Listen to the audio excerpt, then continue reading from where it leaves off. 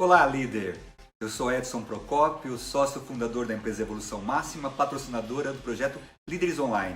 Estou aqui hoje muito feliz novamente para a gente conversar um pouquinho sobre liderança. E hoje eu quero falar com você a respeito de um tema que ao mesmo tempo é fascinante, mas também bastante polêmico. Eu quero falar com você sobre o fascinante e às vezes assustador feedback.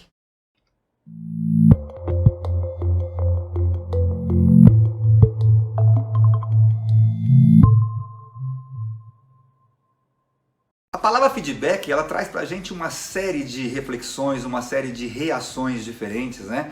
E quando a gente fala sobre isso nas palestras, nos workshops, é muito comum que seja um tema bastante polêmico, muito debatido.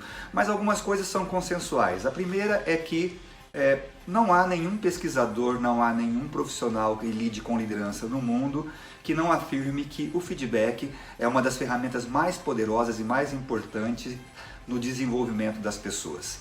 Isso é um consenso, inclusive, nas salas de treinamento, nas salas de workshop e assim por diante. Ao mesmo tempo, né, é muito comum nós ouvirmos coisas do tipo: poxa, mas feedback é complicado, as pessoas não sabem receber feedback, as pessoas se melindram muito. E às vezes a gente não pensa um pouquinho sobre a possibilidade de que também as pessoas não saibam dar feedback. Esse ambiente que parece ser tão estigmatizado, né, ele tem dois lados, né? Tem o lado de quem recebe e tem o lado de quem dá feedbacks, né? É óbvio, né? Nós temos culturalmente uma característica, nós latinos, um pouco mais melindrável do ponto de vista de conversas francas, né? Quando você trabalha outros tipos de cultura, como a anglo-saxônica, né? Você percebe que são culturas mais dadas ao papo reto. Mas além dessa questão cultural, existe também a questão ferramental. E hoje eu quero falar um pouquinho com você sobre isso. Sobre coisas que podem ser feitas para que você, líder, consiga trabalhar o feedback de forma saudável, de forma construtiva, de forma produtiva. A primeira coisa que eu sempre digo quando eu falo sobre feedback é que nós precisamos preparar o ambiente para que os feedbacks sejam feedbacks bem dados e bem recebidos, né? E o que é preparar o ambiente? Eu falo muito sobre alinhamento, sobre as pessoas entenderem exatamente o que é o processo de feedback, por que ele é importante, no que ele pode contribuir para a equipe e para as pessoas. Isso é muito importante. Ah não, mas todo mundo sabe, está toda hora aí na mídia, nos artigos, nas palestras. Gente, nós líderes incorremos num grande erro muitas vezes. A gente imagina que todas as pessoas entendam tudo que a gente acha que eles deveriam entender. E esse é um grande problema. Deixa eu contar uma coisa para você. Nós estávamos há pouco tempo atrás trabalhando com uma empresa multinacional, ela tem presença global, e eles estavam nos contando que nas pesquisas de clima, né, que é muito comum que essas empresas façam pesquisas de clima organizacional, tinha uma pergunta sobre feedback, né? E a grande maioria das pessoas que respondiam essa pergunta diziam que não recebiam feedback de seus líderes. E quando a área de recursos humanos ia conversar com as lideranças, ela ouvia exatamente o contrário. Poxa, mas a gente dá feedback, eu dou feedback e tal. E foram se aprofundar um pouco mais nesse item, né, e perceberam o seguinte: o que faltava na verdade era as pessoas, os liderados perceberem o que era efetivamente o feedback. Então, por exemplo, muitas vezes os líderes davam feedbacks rápidos, né, mais informais e tal. E os liderados não entendiam aquilo como feedback, eles entendiam que o feedback tinha que ser um papo longo, sentados em uma mesa, não, na cadeira, né, na mesa. Aquele tipo de feedback mais estrutural que acontece nos finais de períodos avaliatórios e tal. E aí quando houve uma, vamos dizer, conscientização, né, um alinhamento de que esses papos também mais rápidos tal, também eram feedbacks, os processos de avaliação de clima mudaram razoavelmente, mudaram sensivelmente, porque as pessoas perceberam que aquilo era feedback. Para você perceber como em organizações grandes, onde as pessoas têm contato com o tema com muito mais profundidade, ainda assim acontece esse tipo de confusão. Então, a primeira coisa, um líder precisa preparar a equipe para o feedback. E preparar a equipe significa dizer por que isso é importante, no que pode contribuir, como a gente pode crescer quando a gente conversa entre si, quando a gente aponta situações que podem, vamos dizer, viabilizar crescimento profissional, né? Então, quando você faz esse tipo de alinhamento, a equipe fica mais preparada para trabalhar o feedback, tanto no sentido de dar feedback como de receber também. Então tem que ser um ambiente onde a confiança prevaleça, tem que ser um ambiente onde as pessoas não trabalhem críticas pessoais, mas apenas uma visão de crescimento mútuo efetivamente. Então, quando tudo isso está bem resolvido, aí sim você pode praticar o feedback com mais assertividade e com mais produtividade. Bom, resolvido a questão do ambiente, vem agora a técnica, né? O processo de feedback. E aí, o que eu proponho sempre, né? Eu uso, inclusive, a palavra feedback como um acrônimo, né? Para poder fixar com mais facilidade na nossa cabeça, para trabalhar 8 ingredientes, 8 elementos, 8 aspectos que precisam estar presentes num processo de feedback. E que quando estão presentes, tornam o feedback muito mais bem recebido, muito mais bem aceito e muito mais produtivo. E é sobre esses 8 aspectos que eu quero falar com você agora. Então vamos lembrar que eu estou colocando a palavra feedback na vertical e estou trabalhando cada uma das letras com alguns ingredientes, ok? Então vamos lá. O primeiro ingrediente que é fundamental está no feedback: fatos. Fatos, ou seja, a gente não pode dar feedback em cima de percepções vagas, né? De impressões, de forma alguma. A gente precisa ter fatos para poder conversar e dar um feedback. Pode ser um feedback rápido ou um feedback mais estrutural. Mas em ambas as situações, eu preciso colocar fatos na mesa. Seja fatos técnicos, seja fatos comportamentais, seja fatos que envolvam risco, seja o que for.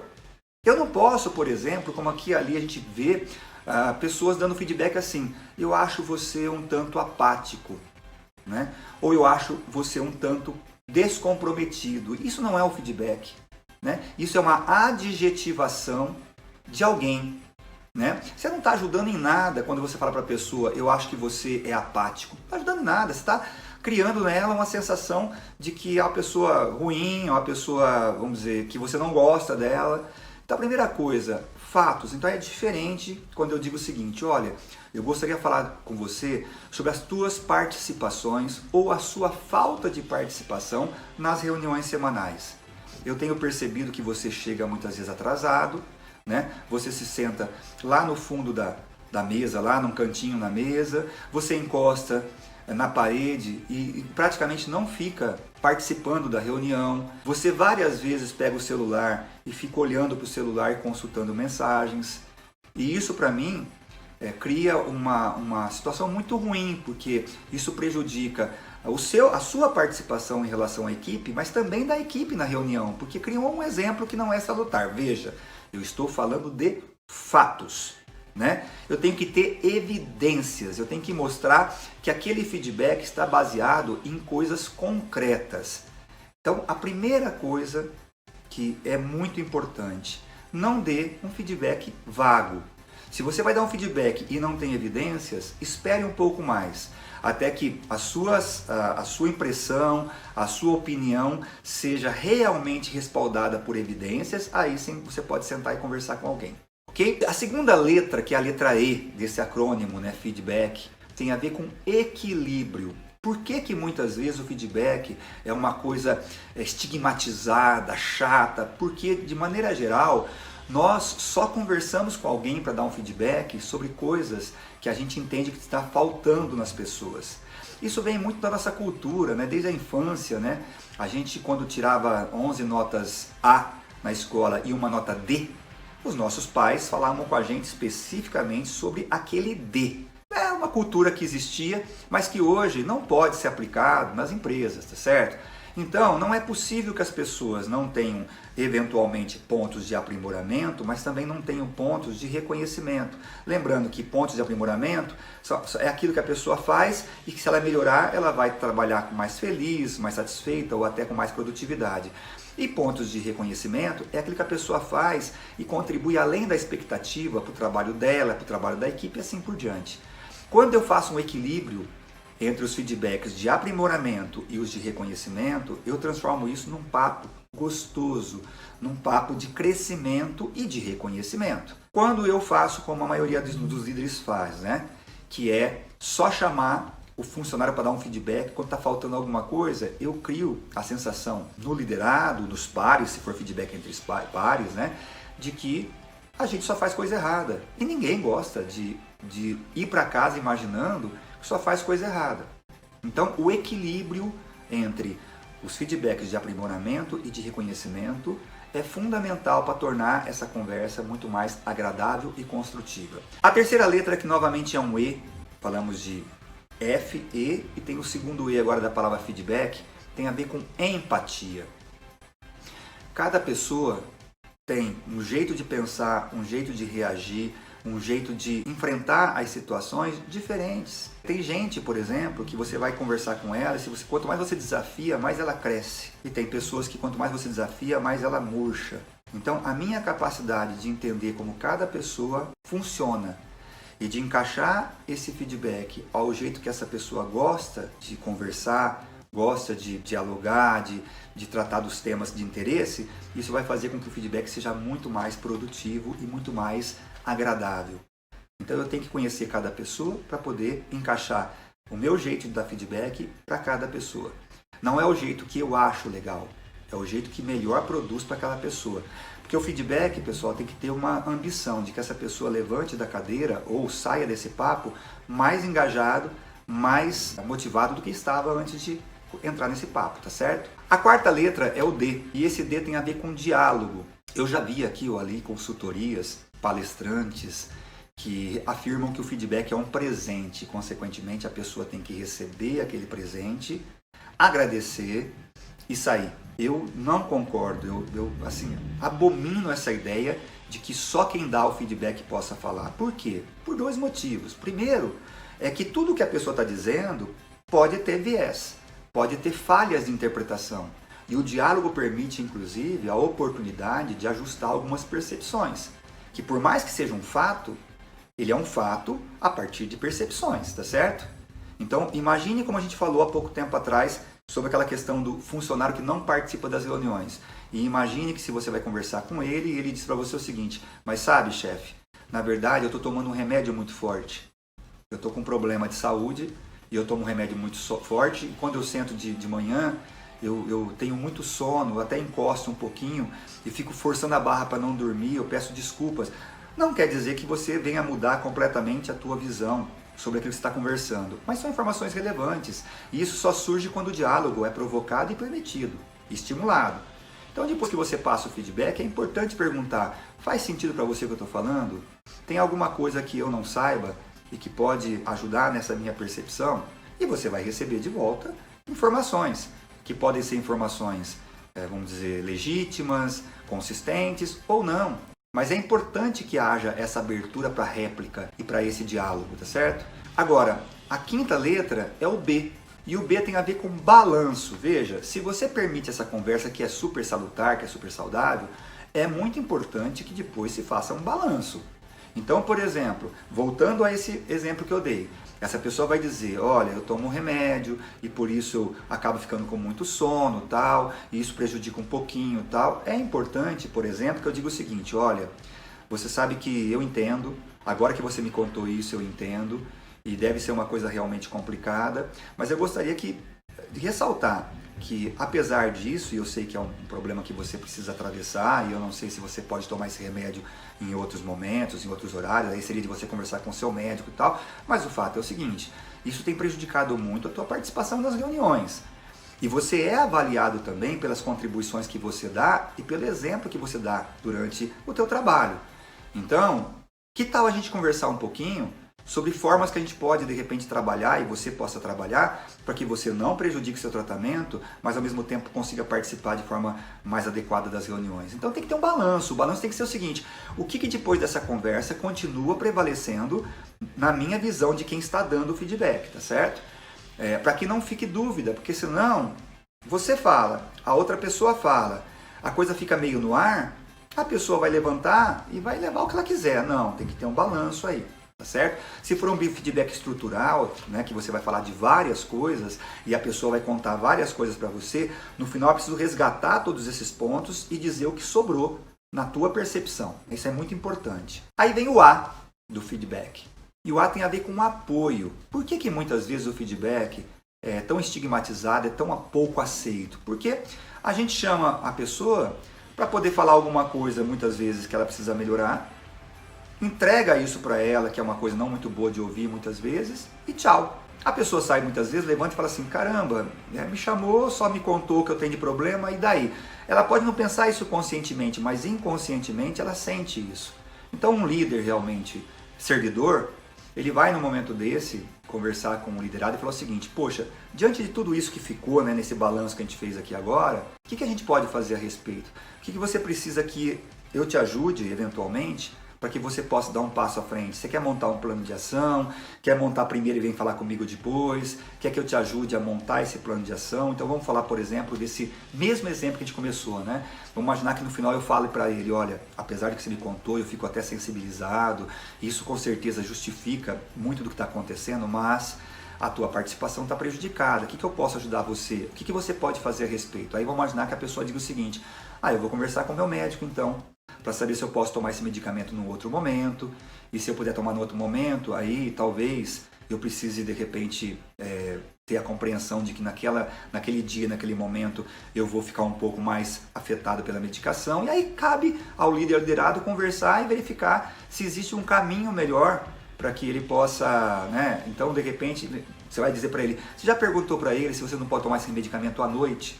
Porque à noite você vai tomar, vai ter um pouco de sonolência, mas você vai dormir, e obviamente que você vai ter 8 horas aí para dormir, ou 6, 7 horas, e aí no dia seguinte isso vai trazer menos impacto para você. Então você precisa ajudar a pessoa a pensar em situações, em ações que possam realmente fazê-la melhorar. E vamos dizer que você esteja elogiando o trabalho de alguém, falando do equilíbrio, né? Mesmo nesse caso, você elogiou muito a participação de um funcionário numa reunião, você vê que ele é uma pessoa engajada, entusiasmada, que traz ótimas ideias. Às vezes também nesse momento do apoio é pensar o seguinte, onde é que ele pode utilizar essa força que ele tem para produzir ainda mais ou para poder ganhar visibilidade na organização, na equipe e assim por diante. Então mesmo na hora de você falar de um elogio, também cabe muitas vezes você apoiar a pessoa para poder multiplicar, potencializar essa força que ela tem, tá certo? Porque aí quando a gente apoia o plano de ação, a pessoa se sente acompanhada, a pessoa se sente amparada, ela sente que não está sozinha, tá certo? Aí vem a letrinha C, né, do feedback, que é a penúltima letra. E a letrinha C eu uso como controle. Em que sentido? Depois que você conversou com a pessoa e que vocês combinaram, ou ela trouxe para você um plano de ação que ela pretende desenvolver, tal, e você valorizou, que bacana, legal, então vamos trabalhar assim, vamos ver então, você falou que teu médico disse que você pode tomar um remédio à noite, que bacana, você vai poder dormir e vai ter um dia melhor, tal, e vamos imaginar que aí a pessoa vai começar a implementar. É importante você acompanhar se efetivamente aquela ação que ela propôs está trazendo algum tipo de benefício para ela, para a equipe, para o trabalho, assim por diante. E muitas vezes também é importante chamar e dar um novo feedback. Então vamos imaginar que essa pessoa começou a chegar nas reuniões sem sono, não encosta mais na parede, não fica no celular, começou a dar ideias, dar opiniões, começou a conversar muito mais sobre os temas de interesse. Aí é fundamental, né, que a gente chame essa pessoa e fale assim, cara, deixa eu te contar uma coisa, estou super feliz.